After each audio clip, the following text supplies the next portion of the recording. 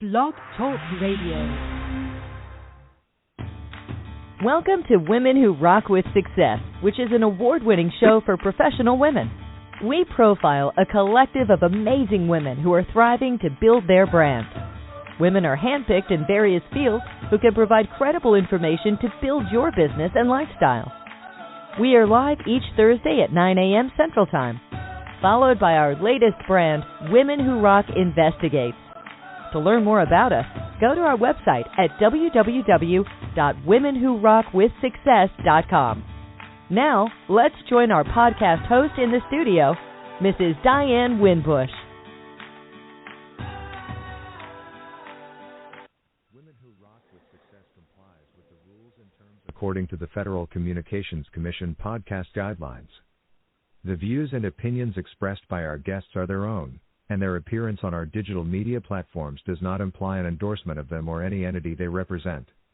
All guests who embrace our media stations are experts who are licensed in their fields of occupation. All rights reserved. And good morning, and welcome to Women Who Rock with Success Media. And this is your host, Ms. Diane Winbush. Just so glad for you to be with us on today. And so today we're going to be talking about coaching. And, of course, that's perhaps more than 60 or 70% of our guests and viewers. They are coaches, and they are arts and entertainment. And so today in the coaching field, we have a wonderful guest that's in the studio that's going to be talking to us about his coaching business and how he can be able to help and assist you even more in your business. So we welcome to the studio Mr. Tim Ouelette. Good morning. Good morning, Diane. Thanks for having me on the program. Absolutely.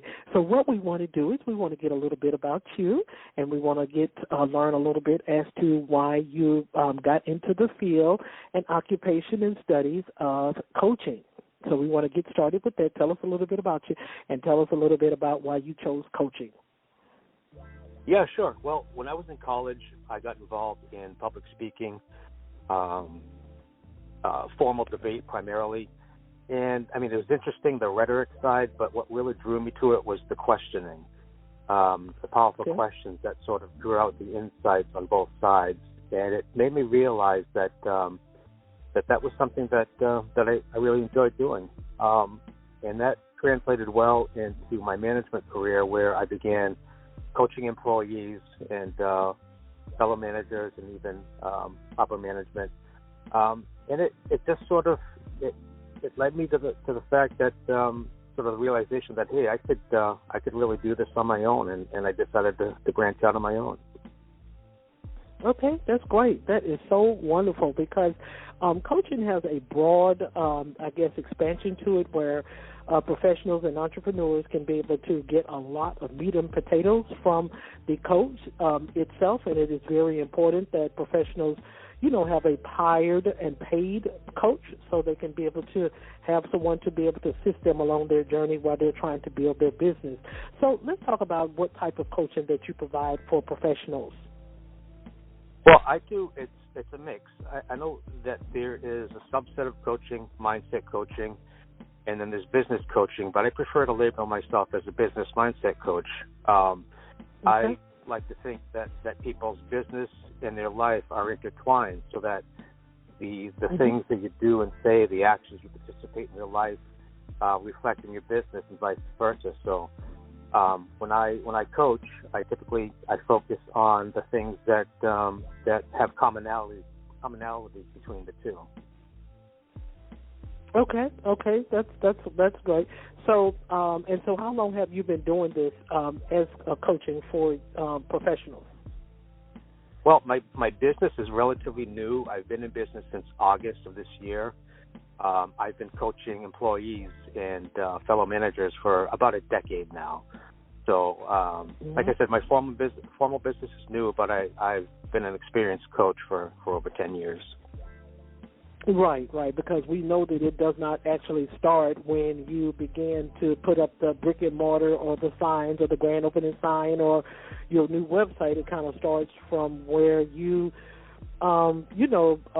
decided to, hey, look, this is something that I want to do. So perhaps even back when you were in the public speaking department, that can also, kind of expand it a little bit as well, because that's how I look at it. I look at it as in the fact that sometimes people just really don't start out when they put out their website. I think they start out a little bit beyond that, when the thought first came into mind as to what they want to do and kind of what caused them to be able to pursue that. So the guests will be getting a lot of training and experience through what it is that you have to offer. So we're going to move a little forward. So in regards to takeaways, we want to talk about that.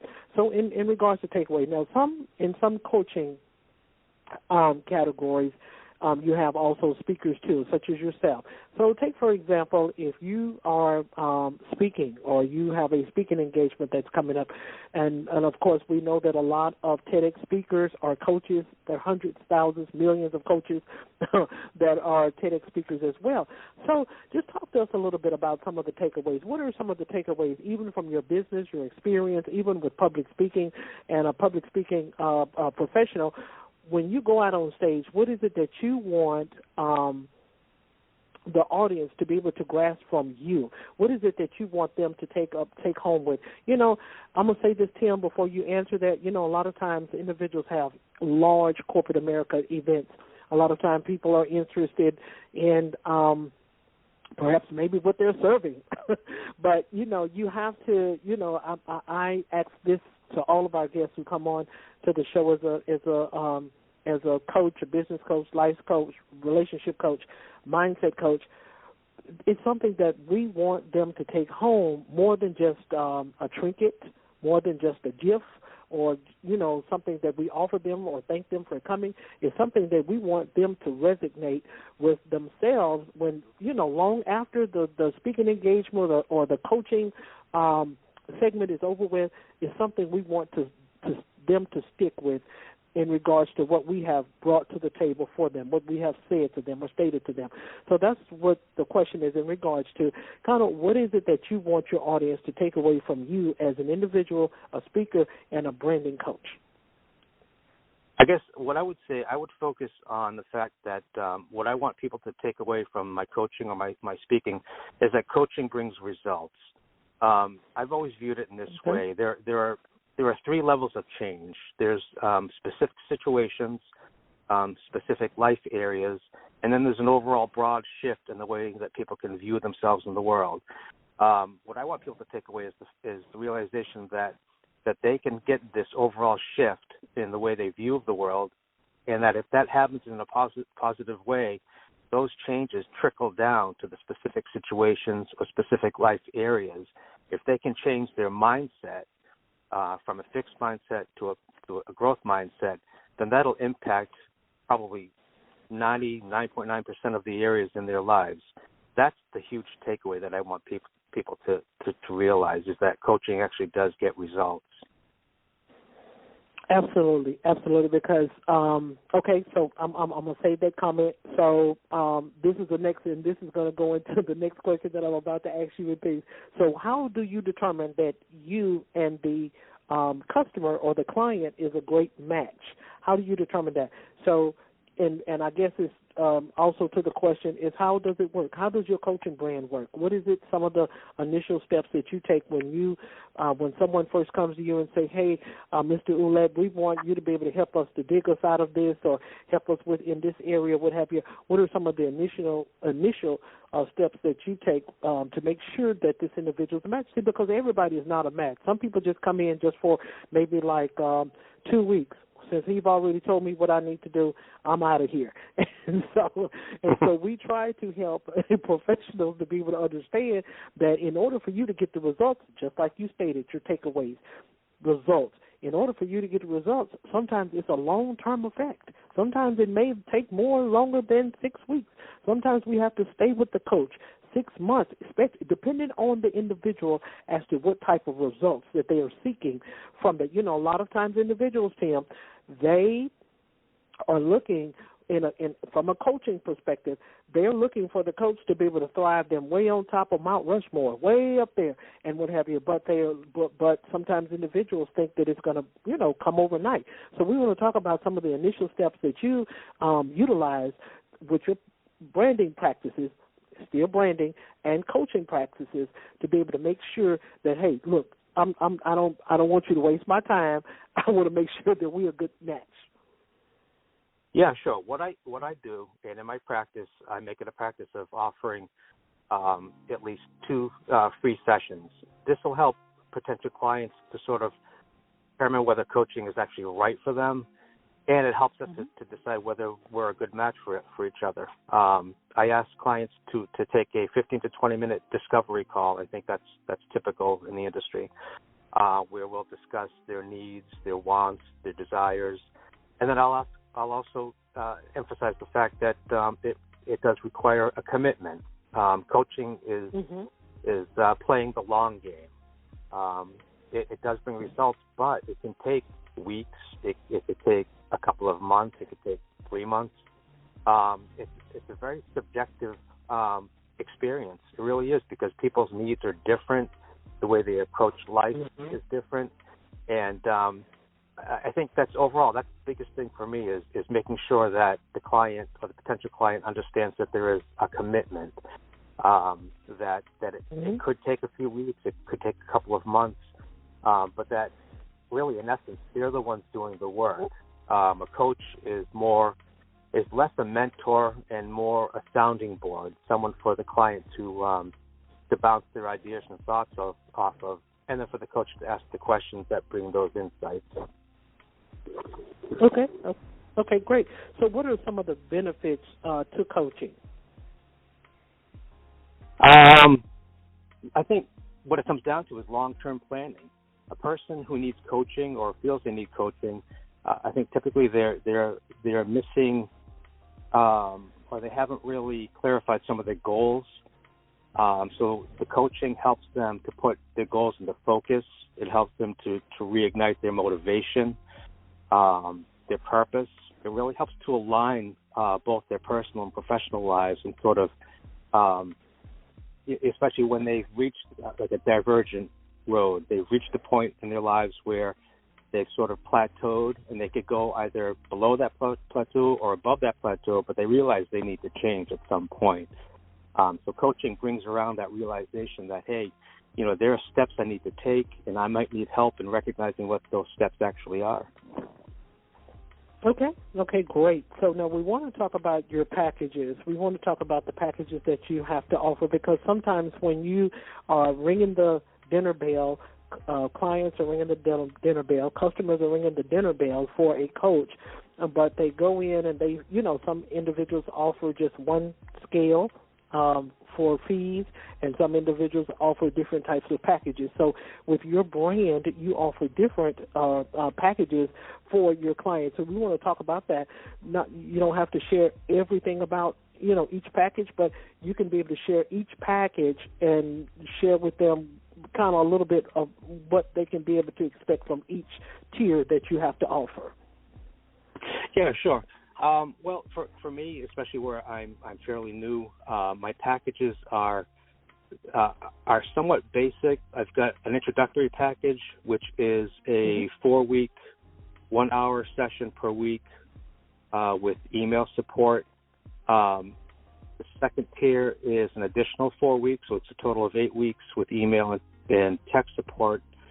And the third tier is 12 weeks, email and text support, and also admission into a premium membership section of the site where they can download session notes, session recordings, and view content that is not outside available. Each package will be tailored towards the individual client's needs. I don't have a specific topical package. For me, coaching is a very dynamic environment. I never really approach coaching with pre-planned questions. The questions come out based on what the client tells me. Okay, that's great. Okay, so now we want to get into another segment of what you do, and so we see that you are an author of many books. And we want to talk about that. We want to share that with the audience as well, to let the audience know that there's more to you than just being a coach and providing coaching services for your clients or constituents. So we want to talk about a little bit about that. And I guess what kind of thrived or motivated you to be able to write books, and what type of genre do you have that you offer in these books? What type of categories that you display for your readers? Well, actually, my writing function is really separate from my coaching. I have yet to pen any coaching-related books. I've written some pieces on philosophy and psychology, and actually some fiction. But I haven't really tailored my writing towards my coaching business as yet. Like I said, it's still fairly new, and I'm sort of bringing all those things into full circle. Okay. So, and that's fine. Okay, but I just wanted to kind of bring that out to the audience that you do a little bit more. You have different other categories that you do offer. Perhaps not in regards to coaching, but you still have some other options for the audience to be able to look up as well. So, the next question would be. What would be the next chapter that you would like to accomplish, even with the coaching business that you offer for your clients? What would be the next chapter? A lot of times individuals may decide to be able to take their coaching business, maybe, virtual, or maybe, and that's something that we can talk about as well, as to, where do you offer the services? Is it brick and mortar, or is it just virtual, or is it both, for the client to be able to engage with your products and services? So let's talk about that a little bit. We want to talk about whether your services are offered virtual, brick and mortar, or both. And then the second prong to that question is, I guess, where you want to see your coaching business in the next 5 years as a long-term goal. Yeah, sure. Primarily, I'll be offering virtual. I can offer one-on-one live locally, and I will be offering local workshops, different chambers of commerce, different areas locally. I'm on the East Coast, so there's a lot of opportunity here. But primarily, it's going to be virtual, say Zoom, on the phone, or really any, whatever application the client feels most comfortable doing. Long term, 5 to 10 years down the road, I simply want to be coaching successfully, helping people live out the best version of their lives. Really, my goal is just to impact as many people personally and professionally as I possibly can. Okay, great. So I guess we got a couple of more questions for you, and then this question is regard to one of your blogs that you have written entitled Coaching and Motivation, and it states, if you never know failure, you will never know success. So we want to talk about that since, your printed material books are basically geared towards another category. Your blog is specifically geared towards coaching, and so we want to talk about that a little bit as to the title and why you chose that title, and a little bit for the audience to be able to grasp as to your statement to if you never know failure, you will never know success. Yeah, sure. And this comes down to that dichotomy between the fixed mindset and the growth mindset. Folks often see failure in negative terms. They see it as something in which they've become deficient in, when in fact failure is a stepping stone to success. You need to, I think I've heard it before, I can't remember who the quote is attributed to, but they said, fail and fail often. If you don't fail, you don't really understand, what your limits are and how to proceed beyond those limits. Failure helps you to understand how far you've come and how much further you need to go. The more you fail, I know it sounds odd, but the more you fail, the more you realize what you know, what you don't know, and the steps that you need to take to become more knowledgeable and more experienced. Okay, and so is that one of the components that you share also with your clients? Because here's the thing here, a lot of times clients expect, as I kind of touched on it a little bit more, some clients, they feel that, and when it comes to coaching, they feel that the coach is responsible for making sure that they are 100% okay. They try to assume or speculate that from this coaching, we're going to make sure we're going to get to the point where we'll say Tim Ouellette's brand and services. We're going to get up to his level where he's at. And sometimes professionals, entrepreneurs, perhaps maybe are not aware that it takes time, as you shared earlier, and then it also takes persistence when you're trying to build, trying to create, and trying to put a patent on a statement or a brand. So that's something I guess that would be next that I guess we could be able to ask in regards to that, of you sharing with your clients the patience that it perhaps maybe take, and is that one of the elements that you do implement in in your discussion or your intake? Failure is it's a must. I'm serious. It's a must, because if we, as you stated, how will we know how to grow? How will we know what we can be able to achieve unless we fail in a specific type of area?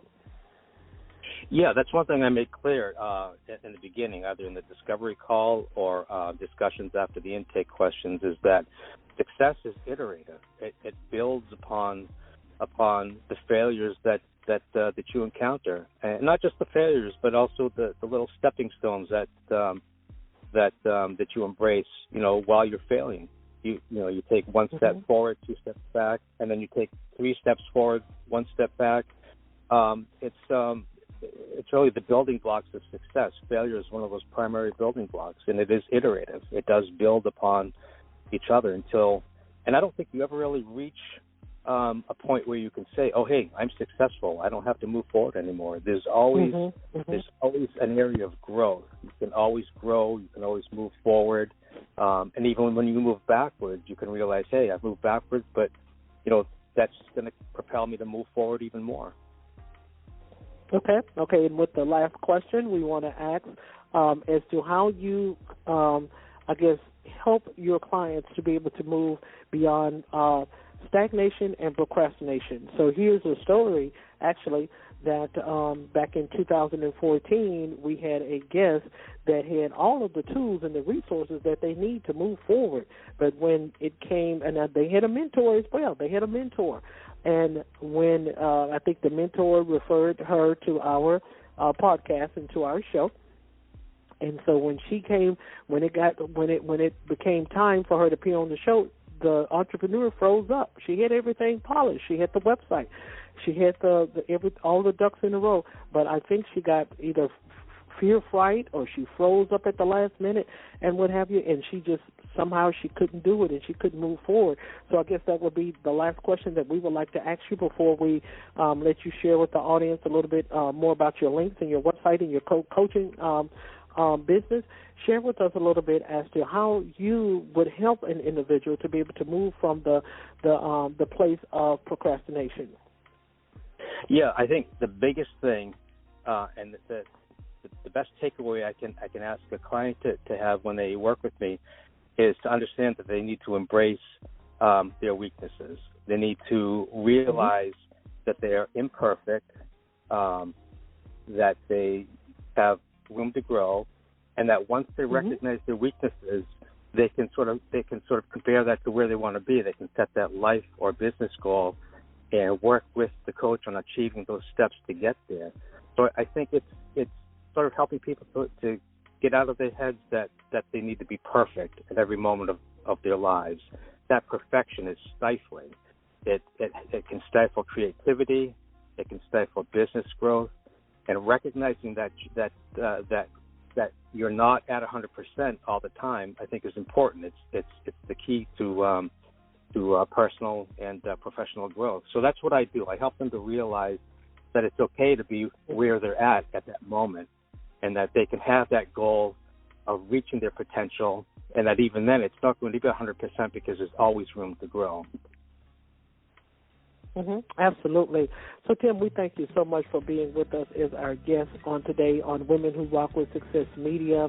Of course, we do not want you to be able to leave the studio without sharing with the audience how they can be able to find your coaching business, any of the blogs that you have posted and shared, or even, some of your printed material books that you have to, that you even share as an author.